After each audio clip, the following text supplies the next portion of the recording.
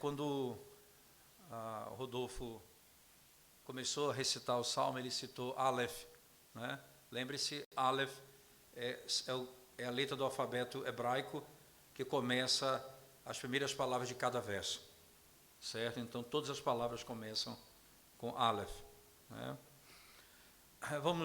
Vamos começar a exposição desse trecho da Escritura que nós já lemos e recitamos. É a sessão que a gente vai tratar hoje com vocês. Veja, irmãos, preste atenção, mantenham seus olhos atentos ao texto sagrado.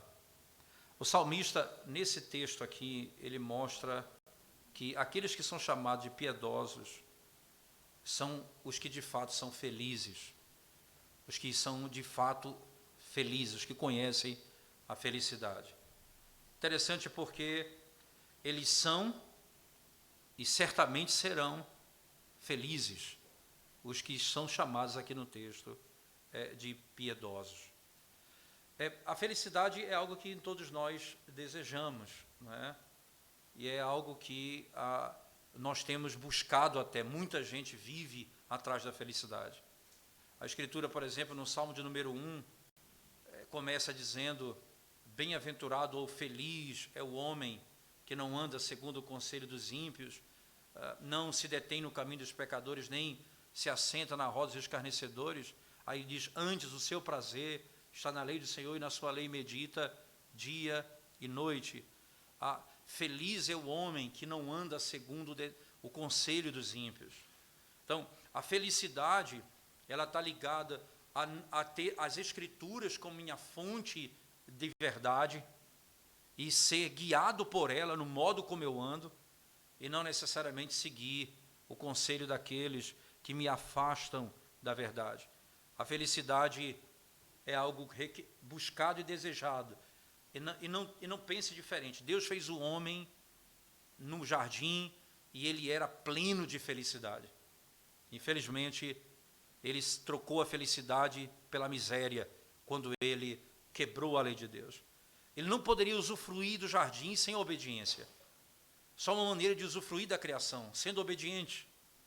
Não tem outra maneira de usufruir. Então, por mais que ele vivesse no jardim, ele só poderia permanecer ali se fosse obediente. Dessa maneira, todo aquele que se diz feliz verdadeiramente é piedoso, isto é, ama a lei de Deus.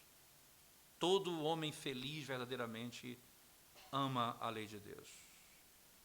Todos os homens seriam felizes, irmãos, mas caímos no estado que fomos criados, do estado que fomos criados. E é interessante, o Senhor então estabelece o caminho da verdadeira felicidade. Quem são os felizes olhando para o texto? Veja comigo o verso 1, por favor, irmãos. O primeiro verso: eles andam como? No caminho, na lei, eles andam na lei do Senhor. Verso 1. Interessante que o que significa isso é que esses fazem da vontade de Deus a regra para todas as suas ações. Eles fazem da vontade de Deus a regra para todas as suas ações. E faz com que essas regras possam governá-los em toda a sua vida, em todas as áreas dela. A palavra de Deus é a lei, é lei para eles. Não apenas, irmãos, em um aspecto ou outro, mas em todo o curso de sua vida, a lei é aquilo que os conduz no modo que leva à verdadeira felicidade. Eles andam dentro dos limites da lei. Eles não se afastam dela. Eles procuram não quebrar a lei de Deus, não fazendo nada que é proibido, fugindo daquilo que é proibido, andando nos caminhos dessa lei de modo como a Escritura ensina. Eles não vão falhar, mas eles vão continuar. Eles vão seguir no caminho que produz a verdadeira felicidade. Cada passo que eles dão, seguindo a regra, não é uma aventura, é um caminho certo. Não é uma incógnita, é certeza. todo o caminho que ele segue. É interessante porque, preste bem atenção nisso, nessa felicidade, irmãos, né? A felicidade, como o texto descreve, revela o fato de que esses fazem da vontade de Deus a regra para suas ações. O verso 1 diz: eles andam na lei do Senhor. Eles andam na lei do Senhor, não no seu próprio caminho, não na sua própria forma, mas no caminho do Senhor. Alguém leia para mim, por favor, o verso 3 particularmente, não é? Do Salmo 119. Leia para mim, por favor.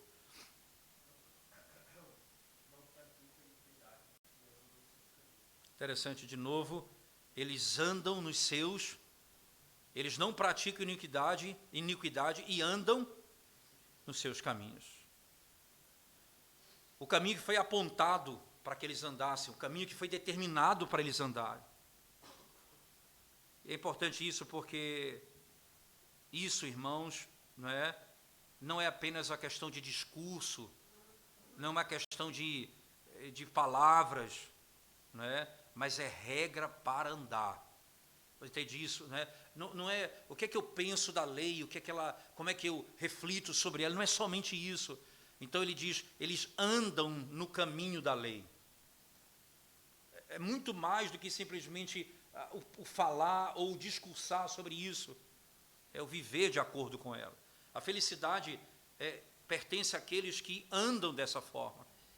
Não só aqueles que têm conceitos corretos, mas que andam dessa forma, como o Senhor descreve na sua palavra. Por exemplo, eu queria que você abrisse em Jó, por favor, Jó capítulo 23, verso 10 e 11. Alguém pode ler para a gente, por favor? Jó capítulo 23, verso 10 e 11.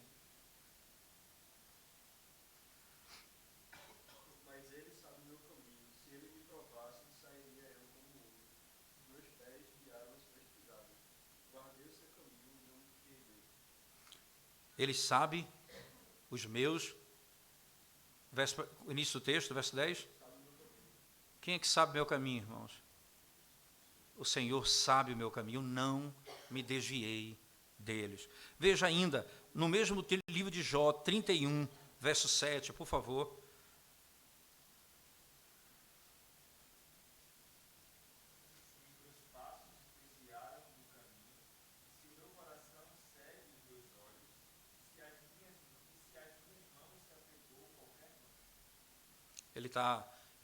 Se você ler um pouco antes, é que ele está fazendo um discurso onde ele está falando daquilo que ele não fez, de que ele não se apartou de Deus. Leia, por favor, os versos 5 ao 7.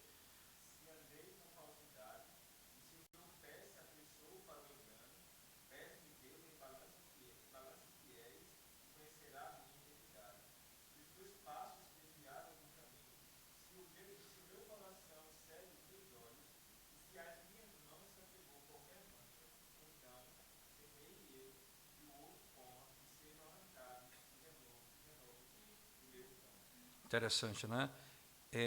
Eu não ando de acordo com o mundo, eu não ando de acordo com o meu próprio coração, eu não ando de acordo com aquilo que eu vejo, eu ando de acordo com a tua lei.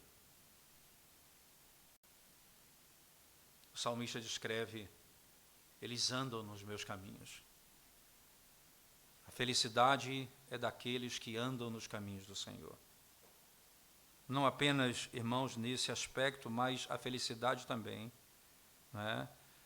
se revela quando você olha para o texto que descreve que aqueles que são retos e honestos em sua própria religião, eles são descritos como aqueles que não são contaminados, não contaminam o seu caminho, não vão poluir o seu caminho.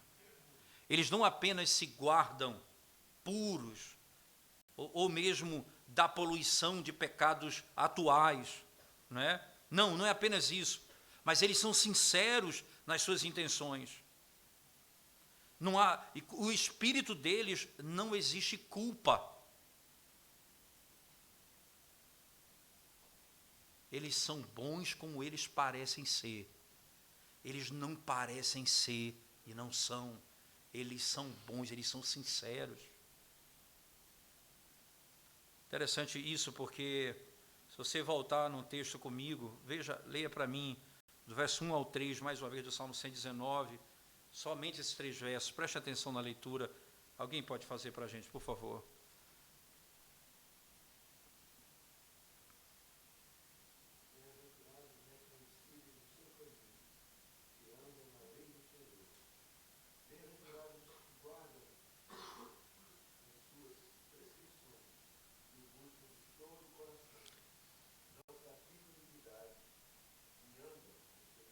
É interessante, presbítero, deixa eu olhar. Eles guardam como de todo o coração. Continua, até o 3, presbítero. E andam nos seus caminhos. É interessante porque ele descreve assim o coração, não é? Ele segue de coração. É sincero, veja, não é apenas externo, não é aquilo que apenas aparenta, é aquilo que é. E é isso, irmãos, a nossa maior angústia é porque nós vivemos duplicidade, nós vivemos hipocrisia, e isso é o grande mal quanto à obediência à lei. Nós não zelamos pelo nosso coração, nós estamos preocupados mais com a aparência do que com o nosso próprio coração.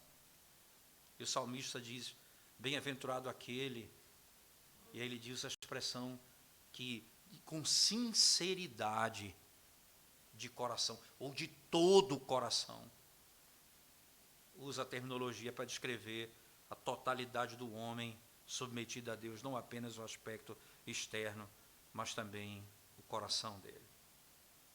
Eles são bons como parecem ser. Eles são bons como eles aparentam. Outro aspecto que nos chama a atenção, irmãos, é que essa felicidade revela que nós temos um compromisso com os oráculos de Deus. Aqueles que confiam plenamente e repousam a sua esperança na palavra de Deus, esses são os que são chamados de felizes ou bem-aventurados. Os que confiam plenamente na palavra. Era honra, irmãos, para os judeus, não é? Que para eles que estavam comprometidos com o oráculo de Deus, e eram benditos e abençoados, eles eram aqueles que preservavam puro e íntegro o depósito sagrado. Eles mantinham isso em pureza. Eles mantinham os testemunhos como um tesouro de valor inestimável. Aquilo que eles recebiam da parte de Deus era guardado como valor inestimável. É interessante que a própria arca da aliança é chamada arca do testemunho, é porque é ali que é guardada a lei. Então, essa proteção, esse cuidado com a Escritura, é a mesma imagem que eles colocam. O coração deles era o lugar onde eles entesouravam a sua lei. Eles guardavam a lei como a menina dos olhos. Eles guardavam a lei como a menina dos olhos. Eles as guardavam de tal maneira, como se aquilo ali fosse o que ia trazer conforto para eles e nada mais. E eles carregavam aquilo para o mundo vindouro, guardavam no coração a lei.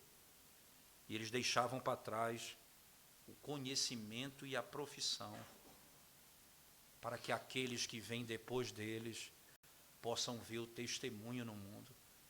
Eles guardavam de tal maneira a lei intimamente no coração, que era carregada para a eternidade, e o que ficava era o testemunho daquele que obedecia à lei de Deus. Aqueles que andam na lei do Senhor devem guardar os seus testemunhos. Aqueles que andam na lei do Senhor devem guardar, entesourar o testemunho do Senhor. Testemunho significa pacto, como o texto bem sabe, nós bem sabemos, não é? É a ideia do pacto. Aqueles que não guardam o pacto com Deus, não guardam o mandamento de Deus. Se nós não guardamos os mandamentos do Senhor, nós não guardamos o pacto com o Senhor. Nós quebramos a aliança. Não há como fugir disso. Então, ele vai expressar isso. Né? Nós somos felizes. E a felicidade está diretamente associada ao modo como eu lido com a lei de Deus. No verso 2, por favor, ele descreve, eles o buscam com todo o seu, ou de todo o seu coração. E é importante isso, veja, irmãos, a felicidade aqui está associada a um princípio. Eles têm um olho, eles têm um olhar apenas para Deus, como seu bem supremo, como seu bem mais elevado, como tudo o que eles precisam. Eles têm um olhar único. Então, o bem supremo é o Senhor, tudo o que eles precisam está em Deus, eles têm esse olhar completo, eles não dividem o olhar. O bem supremo está no Senhor. Eles não buscam a si mesmos, eles não buscam as suas próprias coisas, eles buscam Deus somente. É exatamente o que eles estão objetivando, é o que eles querem alcançar. Que Deus possa ser glorificado na sua obediência e que eles possam ser felizes na aceitação de Deus. Duas coisas, que Deus seja glorificado no modo como eu obedeço e feliz porque Deus me recebeu, porque Deus me aceita. Deus é e Deus será o recompensador de todos aqueles que o buscam diligentemente. Deus é e Deus será o recompensador de todo aquele que o busca diligentemente. Aqueles que buscam o Senhor de todo o coração. É isso que Ele requer de nós, de todo o coração.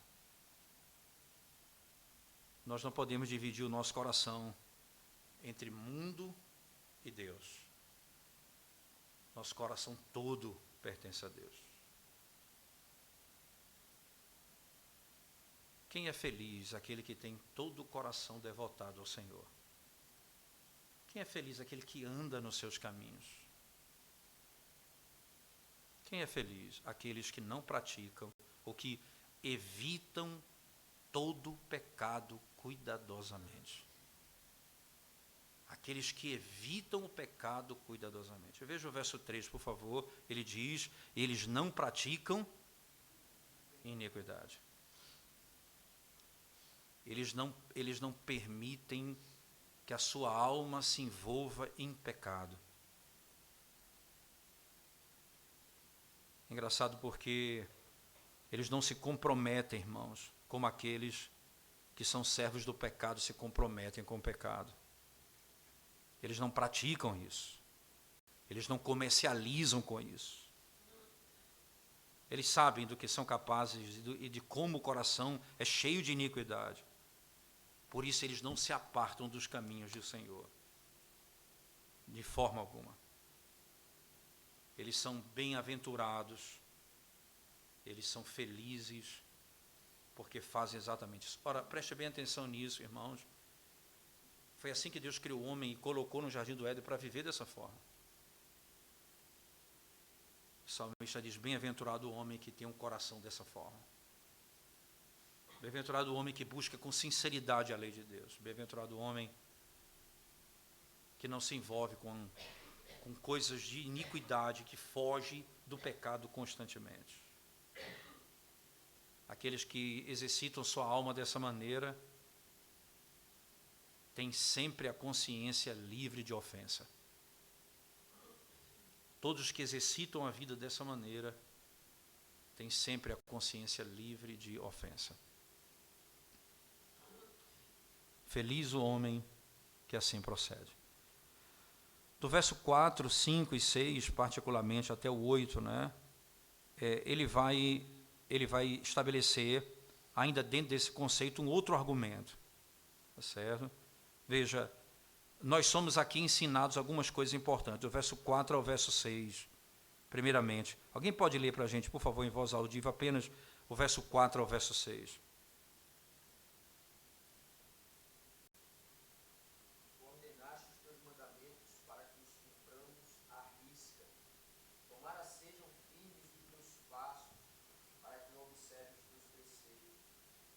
Então não terei que me envergonhar quando considerar em todos os teus mandamentos. O que nós aprendemos aqui, irmãos, né? Para estarmos debaixo da mais alta obrigação de andar na lei, na própria lei de Deus, né? Nós somos aqui ensinados literalmente a nos colocarmos sob a mais alta obrigação de andar na lei de Deus, todos debaixo desse princípio. O tentador, irmãos, ele iria destruir um homem que tivesse a seguinte opinião. Ele diria o seguinte, o tentador: você tem a liberdade, né? Independente se você faz a palavra de Deus a sua regra ou não, você é livre para escolher isso. Embora isso pareça bom, ele diz, não é necessário. E ele faz você crer nisso. Ele ensina, e ele ensinou os nossos primeiros pais lá no jardim. Ele diz o seguinte: é verdade que Deus disse, depois não coma do fruto. Ele diz, a lei que diz não coma do fruto dessa árvore, ouviu de Satanás, coma do fruto desta árvore. A primeira questão, o tentador, a primeira coisa que ele vai fazer é fazer você acreditar que você pode viver muito bem, crendo na lei de Deus ou não, fazendo dela sua regra ou não. Veja, eu posso fazer da Bíblia minha regra, mas eu posso não fazer. Eu posso ser guiado por outros princípios. Isso não tem problema nenhum, em muitas áreas da vida. Veja, família, eu vou usar outros critérios. Educação de filhos, eu vou usar outro critério. Negócio, eu vou usar outro critério. E ele diz, não tem problema nenhum. Você pode usar a regra que você quiser usar. E quando você crê nisso, você, como os nossos primeiros pais, estão prontos para a queda. E por isso nós, irmãos, não é, estamos preocupados, podemos dizer assim, de estar bem estabelecido nessa verdade. Nós não nos afastamos da lei de Deus. Porque tu ordenaste, o Senhor nos ordenou, diz o verso 4, a guardar os teus preceitos. O Senhor diz, eu te ordenei para guardar os meus preceitos. Fazer da religião a nossa regra. Guardar a lei de Deus diligentemente. Fazer da religião o nosso negócio. E ter o cuidado, irmãos, de viver isso constantemente e cuidadosamente em tudo que fizermos na vida. O que a lei de Deus me ensina? Quais os preceitos do Senhor para isso?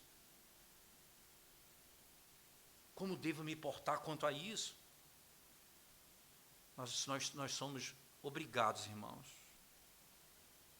e devemos obedecer o caminho do Senhor como Ele ensina. E como é que eu vou fazer isso? Como é que eu consigo isso? Verso 5. Veja o verso 5, só o verso 5, leia para mim, por favor.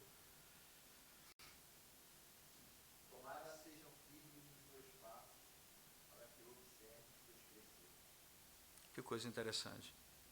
E sabe por que eu vou fazer assim? Para que eu olhe para o Senhor em busca de sabedoria e graça para viver dessa forma. Eu vou andar para que eu, olhando para o Senhor, para que no Senhor eu encontre sabedoria e graça para viver como a tua palavra ordena. Os eventos, irmãos, e aqui é importante, os meus caminhos são e foram dirigidos de acordo com a lei de Deus.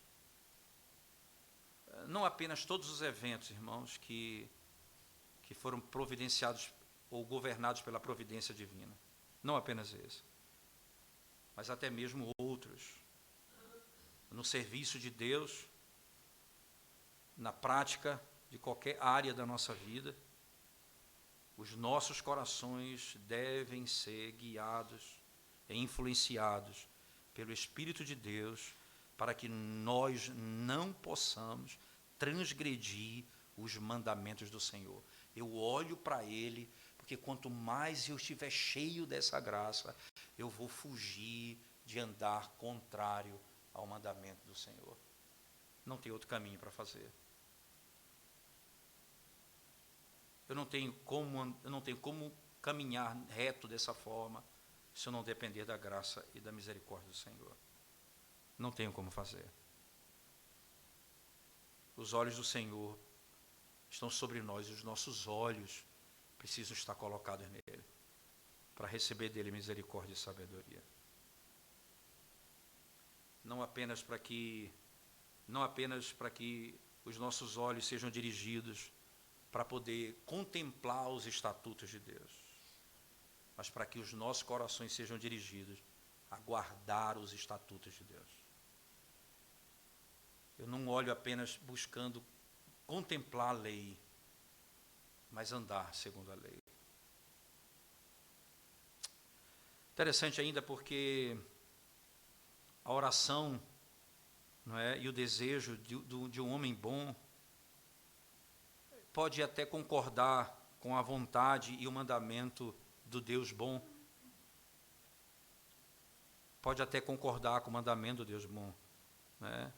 Interessante, na sequência do texto, por favor, a gente leu o versículo 4, não foi? O último verso que nós lemos, o 5. Leia para mim o 6 agora, por favor, apenas o 6. Desculpa, só o 5 mais uma vez, só apenas o 5 do mesmo capítulo, do mesmo salmo, por favor.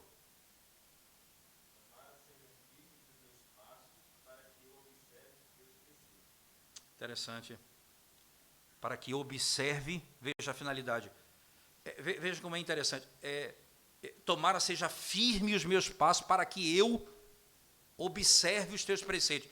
A lógica aqui, irmãos, ser firme nos passos, não é que ele está observando os preceitos, é que ele tem um olhar único para Deus. Ele depende só de Deus, porque é só Deus que dará condições a ele de manter e obedecer os estatutos. Porque é estranho andar nos preceitos para guardar os preceitos, ou andar no caminho para guardar. Esse andar aqui está associado de forma clara a olhar para Deus, a esperar em Deus. Essa é a vontade de Deus, a nossa santificação. E isso então deve ser a nossa vontade. Qual é a vontade de Deus? A nossa santificação. Qual deve ser a minha vontade? A vontade de Deus.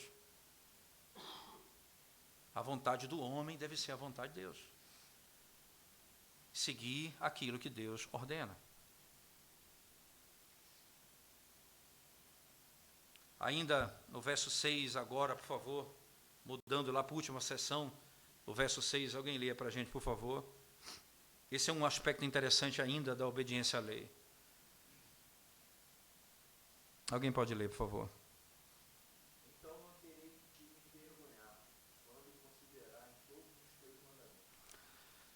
Interessante,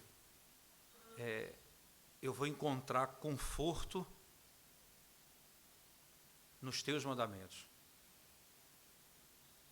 Eu não terei do que me envergonhar quando eu considerar em todos os teus mandamentos. Inequivocamente, irmãos, o caráter de todo bom homem se revela no fato dele ter respeito por todos os mandamentos de Deus. Nunca ninguém pode ser chamado de bom se não quiser aquilo que o Deus que é bom quer. A vontade dele é essa, a vontade do homem bom é essa. Ele tem respeito pelo mandamento. Ele busca copiar isso na sua própria vida. Ele procura meios de se conformar a isso. Ele sofre quando ele não consegue cumprir.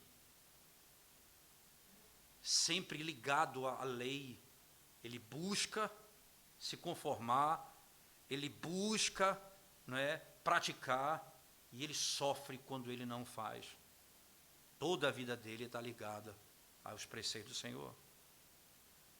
Aquilo que ele faz na religião, irmãos, ele faz na consciência. É obrigação dele.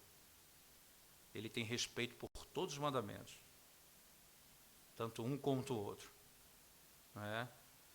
Eles têm a mesma autoridade, eles procedem todos da boca de Deus. Todos eles precisam ser tratados com respeito. Todos têm o mesmo fim, a glória de Deus e a nossa felicidade. A glória de Deus e a nossa felicidade. De forma clara, aqueles que de modo sincero respeitam a lei de Deus, ou o mandamento de Deus, vão ter um respeito geral por cada mandamento. De todas as tábuas, seja da primeira ou da segunda tábua da lei. Eles vão ter respeito pelas proibições, eles vão ter respeito pelos preceitos, eles vão ter respeito por aquilo que é interno, que deve ser obedecido, eles vão ter respeito por aquilo que é externo e deve ser obedecido. Eles vão ter respeito pela mente que guarda, pelo coração que guarda. Eles vão ter respeito por aquilo que é proibido, por aquilo que é proibido, mas que é mais prazeroso e que vai gerar mais lucro, mas é contrário à lei de Deus. Ele tem respeito porque é proibido por Deus. Então, mesmo sendo mais prazeroso e mesmo me dando mais lucro, eu tenho respeito pela lei de Deus. E aqueles que têm respeito por toda a lei de Deus não será envergonhado. Nós vamos ser envergonhados, irmãos, se temos respeito pelas leis dos homens que são contrárias à lei de Deus. Nós seremos envergonhados se confiarmos numa metodologia contrária à da lei de Deus. E nós podemos até ter ganhos e benefícios nessa terra, mas nós seremos envergonhados. Nós seremos envergonhados. Eles devem guardar, eles devem praticar, eles até às vezes vão ser envergonhados pelos homens, mas nunca pela lei de Deus.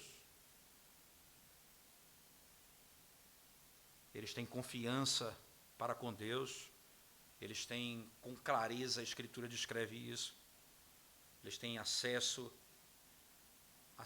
com graça até o trono de Deus, eles chegam até a presença de Deus. Eles podem ter créditos diante dos homens, eles têm a sua honestidade será a sua honra, veja só interessante. Eles têm pureza e coragem nas suas almas, eles não serão envergonhados quando eles se retirarem, eles não serão envergonhados quando eles forem tirados por causa que eles seguem a lei de Deus com pureza de coração.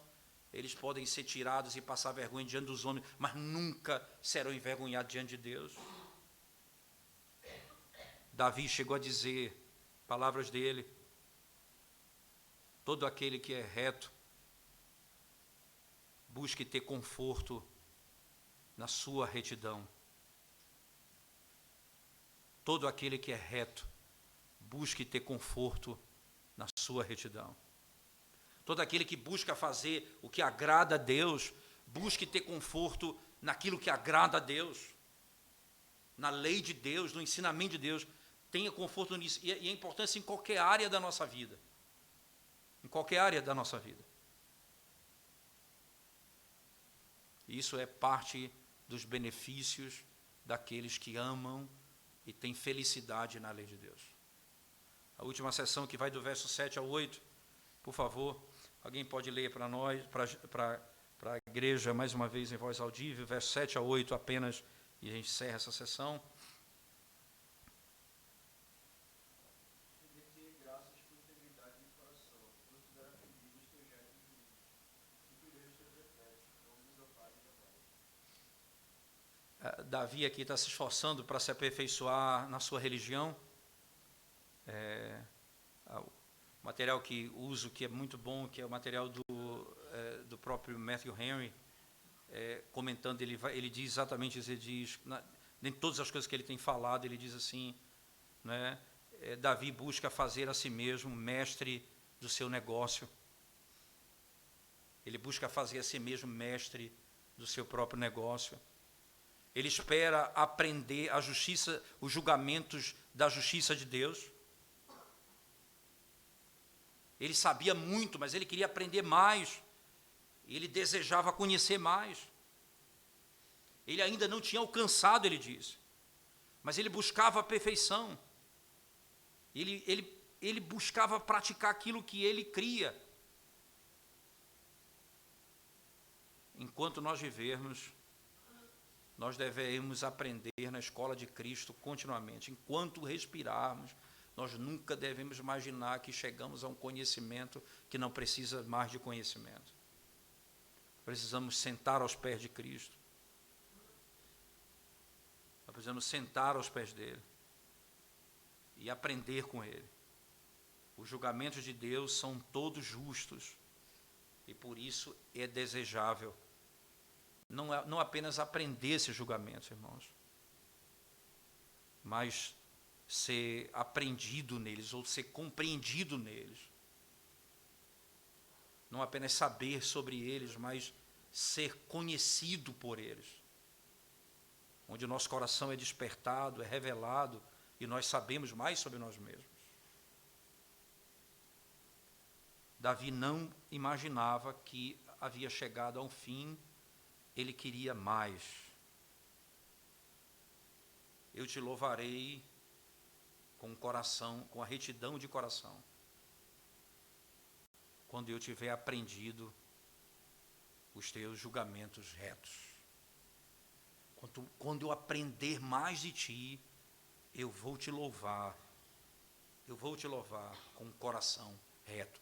Quanto mais eu aprender acerca dos teus juízos, mais eu vou te adorar com o coração reto. Mais eu vou te adorar com o coração reto. Interessante porque ele vai usar nessa última sessão, né, quando ele fala desse aprendizado divino que ele está buscando, ele pede, ele anseia até mesmo para ser conhecido e aprender das leis de Deus, não para que ele faça a si mesmo, de si mesmo, um grande nome, não é isso que ele está buscando, mas para que ele possa dar glória a Deus por meio daquilo que ele aprendeu. O objetivo é, eu quero conhecer mais da tua lei para que eu possa te adorar melhor. Eu quero te conhecer mais para poder te servir melhor. Para que ele possa dar glória a Deus tão somente. Eu te louvarei, Senhor, quando eu tiver aprendido os teus juízos. É engraçado porque ele está dizendo que ele não poderia aprender a menos que Deus o ensinasse. E a instrução divina, ela é especial. E nós podemos ser gratos por ela. Embora Jesus Cristo ele ensine numa escola gratuita, e você não precisa pagar para estudar nela. Essa é uma escola que você não paga para entrar, que você não faz matrícula necessariamente. Embora você não pague nada para estudar nessa escola, o Senhor espera, que aqueles que aprendem nessa escola dê ações de graça por sua palavra e pelo seu Espírito. Sejam gratos pela palavra e pelo Espírito. A palavra e o Espírito que abre o entendimento deles. Todos aqueles que aprenderam uma boa lição, aprenderam a louvar a Deus. Porque exatamente essa é a obra e o trabalho dos anjos. Esse é o trabalho dos céus. É algo fácil, irmãos, adorar a Deus em palavra e com a nossa língua. Mas somente aqueles que aprenderam do Senhor serão treinados a adorar a Deus com o coração reto. É fácil adorar a Deus com a nossa boca, com a nossa língua. Mas Davi diz: eu quero te louvar com um coração reto. Eu quero te louvar com um coração reto. Aqui termina a facilidade. Eu quero te adorar porque eu quero guardar a tua lei não apenas externamente, mas internamente. Eu quero guardar a tua lei nas minhas conversas. Eu quero guardar a tua lei no meu modo de tratar as pessoas, no meu exercício devocional. Então, Senhor, se eu aprender isso, eu vou te louvar melhor. Porque eu vou te louvar com o coração reto. Se nós chegamos ao conhecimento, ou se nós nos submetemos a esse governo, irmãos, o texto diz: quando eu tiver aprendido aos teus retos juízos, eu guardarei os teus estatutos. Nós não podemos guardar essa lei a não ser que tenhamos aprendido ela, sobre ela. Mas nós aprenderemos em vão se não guardarmos a lei no coração. Todos aqueles que aprenderam bem os estatutos de Deus e que chegaram à resolução plena no coração, devem buscar força na graça de Deus para poder guardá-la.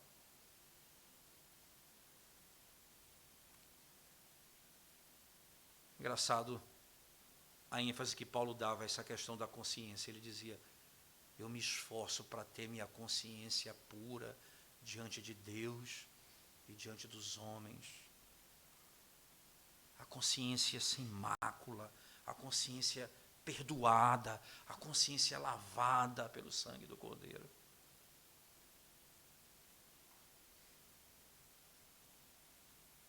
Então ele ora ao Senhor no final da sessão: não me abandone, Senhor. Em outras palavras,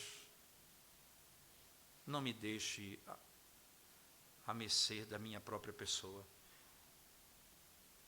Em outras palavras, não retire a tua graça e o teu espírito de mim. Ora, lembra Davi no Salmo 51?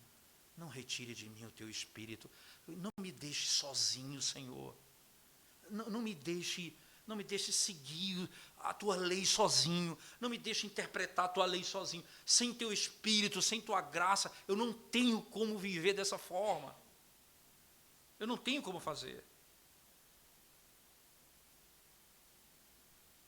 Os homens de Deus, irmãos, eles se veem destruídos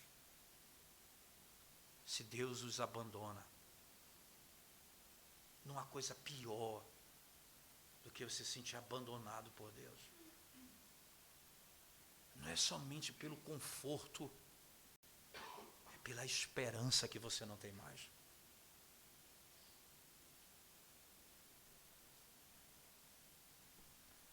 Esse sentimento chega ao coração. E Davi diz: não me abandone, Senhor. Não me abandone. Embora pareça que o Senhor me deixa ou me abandona, embora o Senhor me ameace com abandono, e o Senhor até faz isso por um tempo, entretanto, não me deserte, Senhor, de modo total e final. Porque se o Senhor me deixar, aí eu vou saber o que é o inferno.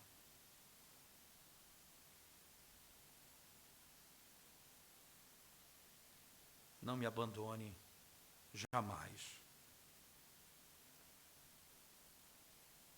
Não me abandone jamais. O que seria de mim se Deus se apartasse de mim? Eu até conheceria a sua lei, mas nunca no coração eu aguardaria. Eu até saberia sobre os seus juízos, mas eu nunca o adoraria com o coração reto.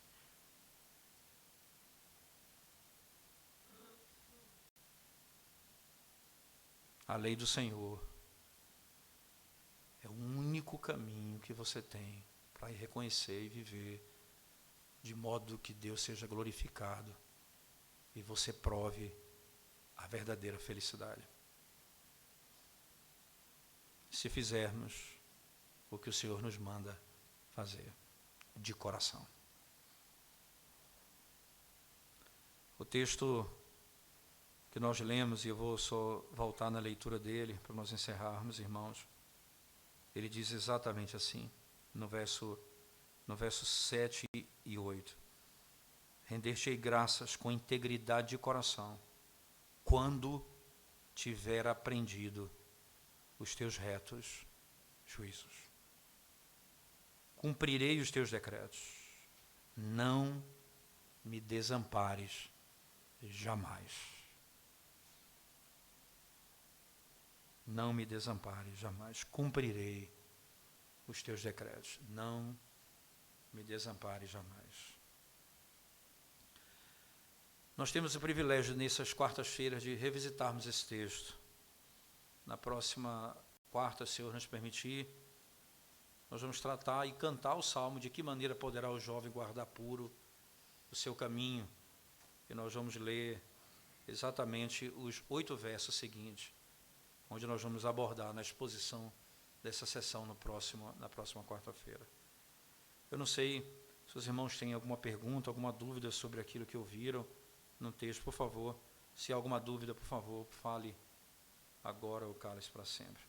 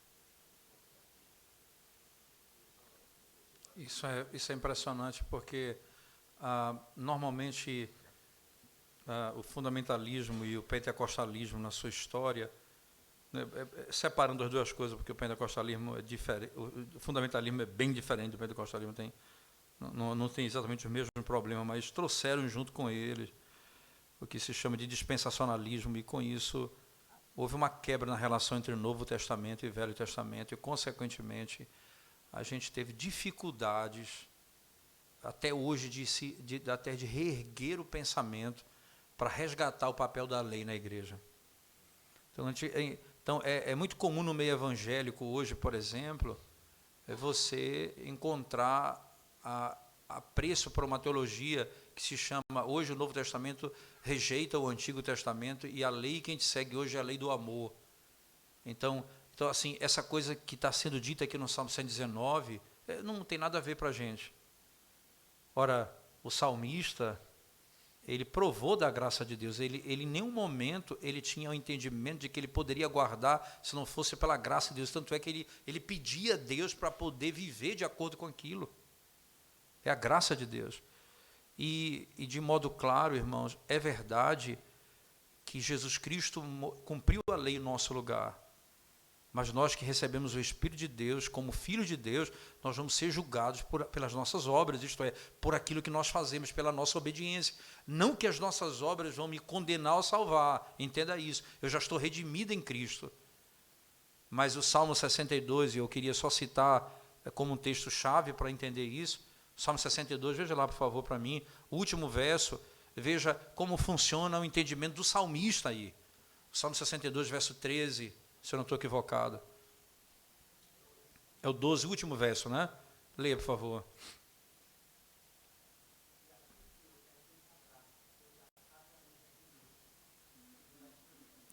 Veja que conflito intrigante. A ti, Senhor, pertence a graça, e o Senhor retribuirá a cada um segundo as suas obras. Como é isso? É graça ou é obra? Porque elas não são excludentes aqui. Aquilo que eu faço, essa obediência aqui, ela não nega a graça redentora. Pelo contrário, ela afirma. Ela afirma. Por quê? Por que você é julgado pelas minhas obras? Porque, e aí eu vou usar a figura que já usada no sermão em Romanos, o fruto de uma árvore não é o fundamento da árvore, é a declaração de que ela está viva. O fundamento da minha salvação não é o fruto, é a declaração de que a vida existe em mim. Essa é a distinção. Então, se a vida em mim, a graça em mim, é só voltar à exposição de Romanos domingo à noite, onde Paulo passa agora a dar ordem à igreja, porque agora eles são novas criaturas, eles nasceram de novo, e agora eles vão amar a lei do Senhor, agora eles vão praticar o que Deus ordena. É o mesmo princípio. Aqui é a busca de um crente agradar a Deus. Veja, tanto é que foi dito, a gente é guiado pela lei, a gente medita na lei, e a gente chora e sofre quando quebra a lei. A gente se arrepende.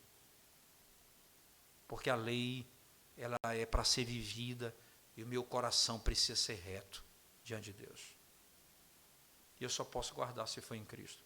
Infelizmente, a gente tem dificuldade com essa ideia da obediência à lei por causa dessa distinção que houve por tanto tempo no nosso meio, mas que não tem fundamento nenhum. A igreja precisa aprender a amar. A lei de Deus no momento, a lei do Senhor para o ímpio, ela é peso. Para o crente é um deleite. É conforto. O salmista diz, o meu prazer está na lei do Senhor. Você não tem prazer naquilo que te mata. Não há prazer nisso. Certo? Então, é claro que continuar estudando o Salmo 119 é exatamente um exercício da santificação. Quanto mais nós amarmos a lei de Deus, e mais entendermos que eu tenho de obedecer, não apenas de aparência, mas de fato, de coração, eu vou entender que o que Deus requer na sua lei é perfeição, é retidão. E eu não posso pensar menos da lei. Eu não posso dizer, tanto faz se eu faço ou não faço. Você caiu no engodo de Satanás, se esse é o pensamento se o seu pensamento contra a lei de Deus. Não é assim que a Escritura se coloca. Alguma outra colocação para a gente poder orar, irmãos? Diga.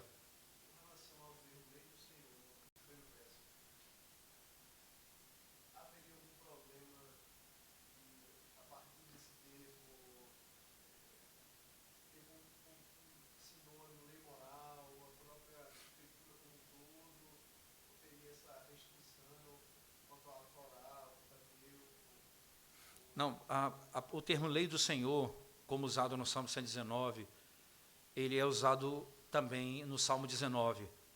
Então lá os sinônimos são lei de Deus, preceitos, testemunhos, eles estão falando exatamente da mesma coisa. Então, eu não posso pegar a palavra lei de Deus aqui e não entender diferente do que ele vai falar das outras características da própria lei. Testemunhos, mandamentos, né? Então, vou dar um exemplo para você. Esse termo, o testemunho do Senhor, não é a lei de Deus, não é isso que é dito no Salmo 119 e no 19? Então, veja lá na primeira carta de Paulo aos Coríntios, capítulo 2, por favor, versículo 1. Primeira carta de Paulo aos Coríntios, capítulo 2, verso 1.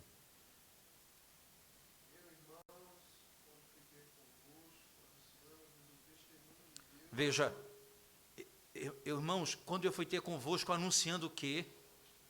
Que é uma terminologia da lei de Deus. Que a palavra. Agora veja o que ele pregou, veja aí, anunciando o testemunho de Deus, o que é que ele prega na sequência?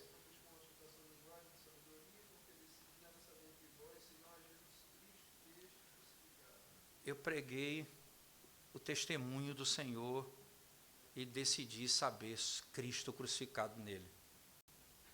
Imagina Paulo abrindo o Antigo Testamento falando de Cristo crucificado. Isso é amar a lei de Deus, é entendê-la, né? Isso, nesse sentido, me parece claro quanto a esse particular. Nesse caso, ela é toda a lei de Deus, sem dúvida alguma. Não, ela tem como princípio, Calvino diz uma coisa importante, em Deuteronômio, ele fala assim, toda e qualquer lei do Antigo Testamento precisa ser interpretada à luz dos 10 mandamentos. Então, o fundamento é a lei moral de Deus para qualquer lei do Antigo Testamento. Qualquer lei do Antigo Testamento tem como base a lei moral. Certo? Até a lei civil, a lei cerimonial, todas têm por base a lei moral. Tá certo? Nós vamos dar o pontapé inicial, é o nosso segundo encontro, né? No Salmo 119, a gente tem aí mais 21, se Deus nos permitir, e a intenção é que a gente possa buscar isso, irmãos, e desafiá-los a decorar esses primeiros 8 versos. Vamos tentar fazer isso para a próxima quarta-feira, tá bom? Vamos tentar decorar. E, de novo, nós vamos falar do 8 ao 16 e o Rodolfo vai nos auxiliar nesse trabalho aqui, mais uma vez, tá bom? Vamos orar ao Senhor. Senhor, muito obrigado por estudar a Tua palavra e a Tua santa lei. Obrigado por meditar nela e refletir nas verdades que estão expostas na Tua palavra. Não apenas para sabermos ou compreendermos intelectualmente, mas para guardarmos no nosso próprio coração. Perdoa os nossos pecados, Senhor. Ensina-nos a amar a Tua lei de coração. Ensina-nos a ter o desejo de aprender da Tua lei, de ser conhecedor dela, para podermos Te adorar melhor e assim encontrarmos e sermos de fato felizes nesse mundo. É o que nós Te pedimos, em nome de Jesus. Amém, Senhor Deus. Amém.